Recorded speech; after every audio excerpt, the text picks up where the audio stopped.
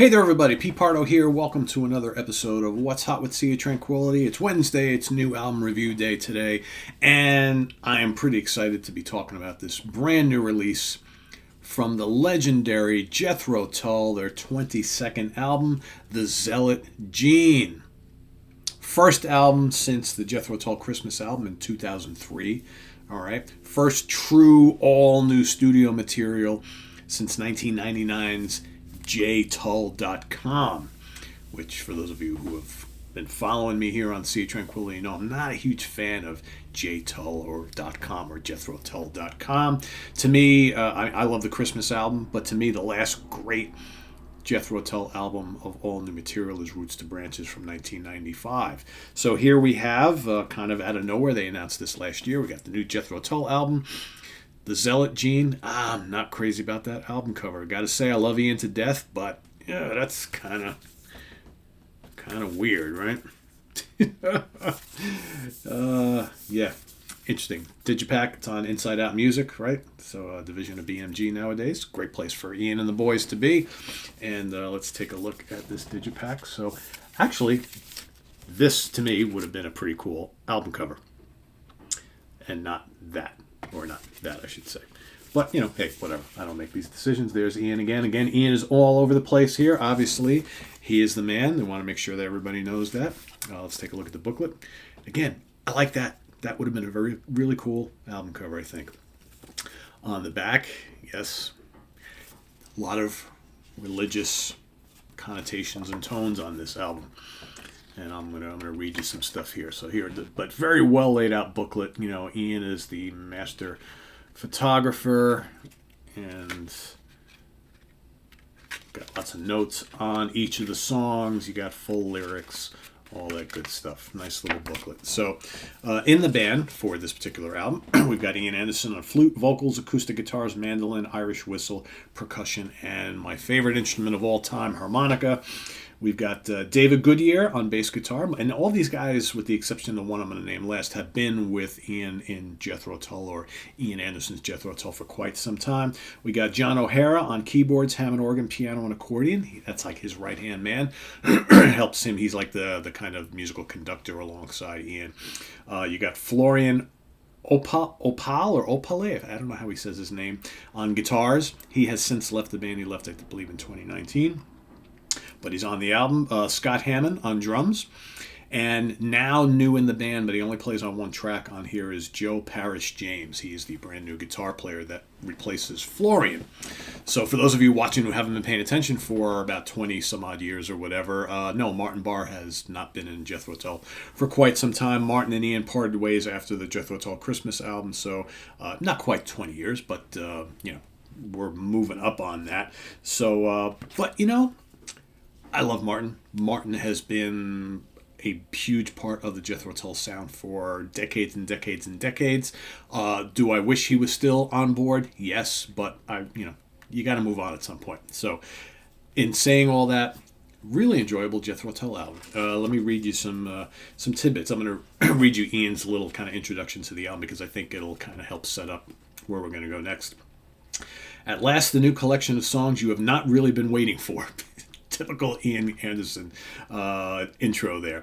I started work on this project back in 2017, would you believe? But concert touring and other project commitments like the biographical Ballad of Jethro Tull book, reissues, box sets, and transcribing and creation of the silent singing lyric book meant that I only managed to complete 4 tracks between the tours of 2018, 2019, and the COVID year of 2020.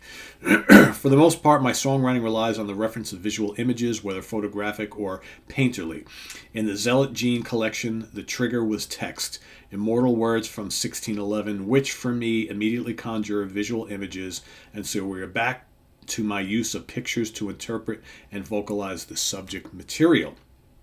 These songs take strong emotions as ideas to expand upon. There are moments of loyalty, compassion, tolerance, and love, but then there are also contrasting tales of rage, vengeance, envy, greed, and treachery. For those of you who know, he draws inspiration, a lot of these songs, from passages from the Bible. right? So that kind of basically describes all that right there. I think we have as part of our human condition an inner rage which defines so much of our identity. Implanted in almost all of us is the tendency to get mad about some subject we are obsessed with. We all too easily open our doors to indoctrination by pious cant and corrosive partisan political extremism. Toss in prejudice, xenophobia, and hard right conservatism for good measure. Anybody who's following what's going on in the world, yep, absolutely, Ian. It is almost as if we have some genetic component driving us towards the sub-intellectual graffiti for which the outlet these days is let loose by the aerosol spray can of social media. But then a little boisterous, good-natured opinion or opining over a pint in the local boozer is the stuff of real social interaction. 100%, Ian. That's where these types of conversations, over a beer, in a bar, in a pub, in a brewery, something like that. Good nature. That's what it should be, right? Trendy and overworked wokeness can all too easily stifle the process of the direct exchange of views. Just be careful to keep your voice down. The bloke at the bar nursing his third double vodka looks like he could take exception. Typical Ian Anderson wit there throughout. So we've got a collection of songs here.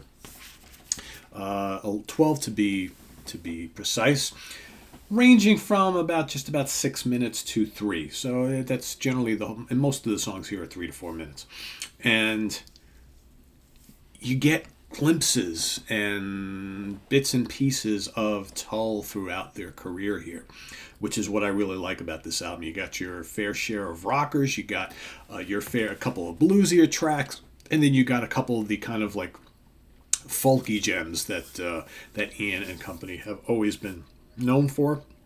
Plenty of flute, plenty of acoustic guitars, good amount of electric guitar, nice keyboards. All the elements are here. As I'm still digesting this album, I'm probably on like maybe listen number 5 or 6. I have identified some of my favorites here.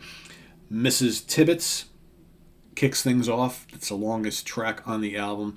That for me is everything I like about Ian Anderson and Jethro Tull.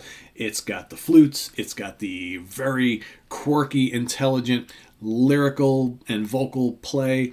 It's got guitars. It's got keyboards. I like Miss Tibbetts a lot. One of my favorite tracks on the album. Then you got Jacob's Tales, which is brief, whimsical, folky. Again, taking me back. A lot of this album takes me back to albums like Roots to Branches and Stand Up, and maybe things like Rock Island and little bits of Too Old to Rock and Roll, Too Young to Die. All right, there's not a lot of your big boisterous Aqualungs and Minstrel in the Galleries going on here, but it draws from certain periods in the history of Jethro Tull that around every corner you hear something that that kind of reminds me of that. I like that, right? But nothing sounds rehashed, if that makes sense. Mine is the Mountain. Terrific song. Also fairly long, just under 6 minutes, and also kind of big and rockin' Jethro Tull, right? But has that mysterious quality that we always liked. The Zealot Gene is up next, title track. Also dark and menacing, kind of rocking, right? Basically, the first half of the CD, of the album, is your more up-tempo rockin' stuff, whereas the second half features more of the folky and somewhat bluesy type of material. So Shauna Sleeping, track number 5, which I believe was the first song they released before they released the album. Also pretty upbeat. It's got, the big electric guitars and the flutes and the keys, and it just sounds like, late 80s Jethro Tull, thinking, like I said, Rock Island or Crest of a Knave, as well as Roots to Branches too. You've got Sad City Sisters. Here you got a bunch of kind of more folky, kind of more laid-back tracks. Baron Beth, Wild Desert John. You got The Betrayal of Joshua Kind, okay, which has kind of like a medieval feel. There is some of that here as well on this album.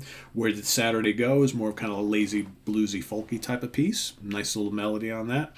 You got Three Loves 3, In Brief Visitation, which is another really cool track. And then The Fisherman of Ephesus, which finishes off the album. And again, that's kind of like a little bit of everything. Got some folk on there, a little bit of blues rock. You got a little bit of hard rock in there, some prog. I mean, that kind of like blends everything together and actually is a nice finish to the album because it takes a lot of the elements from the songs that came prior and presents it a little bit differently. So you get a little bit of all the different styles all on that one track. So yeah, I'm liking this a lot. The more I listen to it, the more I really like it. And I think, and people are probably asking, well, how does Ian sing on the album? Well, Ian Anderson is what he is here in 2022. If you've seen Jethro Tull live at all over the last decade or two, Ian's voice has deteriorated quite a bit. And he can't hit really any of the high notes like he used to. So, the issue is Ian singing Jethro Tull classics because he just does not have that voice at all anymore. But Ian Anderson singing this type of material, okay, he's got a much, it's more of, it's like he's talking, but he's injecting himself a little bit. So, Ian has been kind of sitting in this kind of a place vocally for quite a while. He can handle stuff like this. His style that he basically, he knows his limitations, so he now sings in a style and a key that is comfortable for him. Those days of him, doing all the higher pitch stuff, and it just can't, there's so many.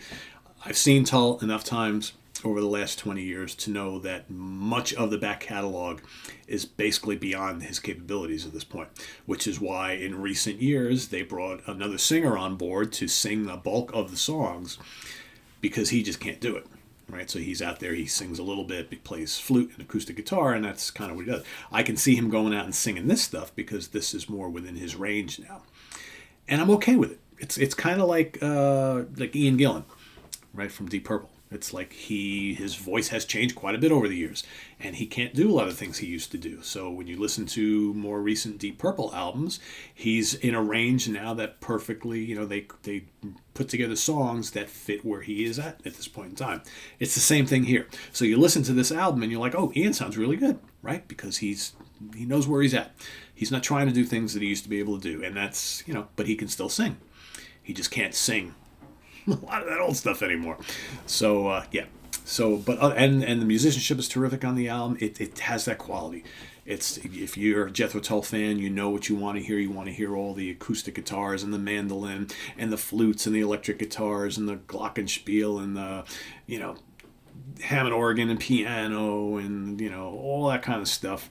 And you get it all here. Little bits of my favorite harmonica is in here, a couple tracks as well. But yeah, it's good stuff. 4 out of 5 star, easy, and I'm liking it more each time that I listen. That is the album, the Zealot Gene. Like I said, I would have liked the album cover to be this because I think this is that looks better to me, but hey,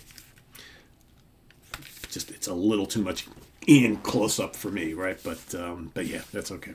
So anyway, if you have this album already, let us know what you think in the comments below. If you do not have it yet and you are a Tull fan, go out and get it. If you are kind of on the fence, if you're kind of a casual Tull fan and you maybe have a couple albums or maybe a greatest hits or two, and you're thinking, well, should I give this a try? I would recommend you do, because I think it's another perfect example of a long-time legendary band who's coming back here late in the game and delivering a winner. The Zealot Gene, out now on InsideOut Music. Jethro Tull and Company, Ian Anderson and the boys. Check it out and visit us on the web at www.seaoftranquility.org. We're on Facebook, we're on Twitter, of course, we're here on YouTube all the damn time. The tracks you should check out if you want to go listen first: Mrs. Tibbetts, definitely. Mine is the Mountain, the Zealot Gene, and Shoshana Sleeping are my favorites. Jacob's Tales is good as well as the Fisherman of Ephesus. That's Ephesus. The Fisherman of Ephesus, however they say that. Those are my highlights, but the whole thing is really strong. So there you have it. We'll see you real soon here on the channel. We got more new stuff coming up, so stay tuned for that. And as we are on new album review day. So thanks for watching, and we'll see you real soon here on Sea of Tranquility. Bye-bye.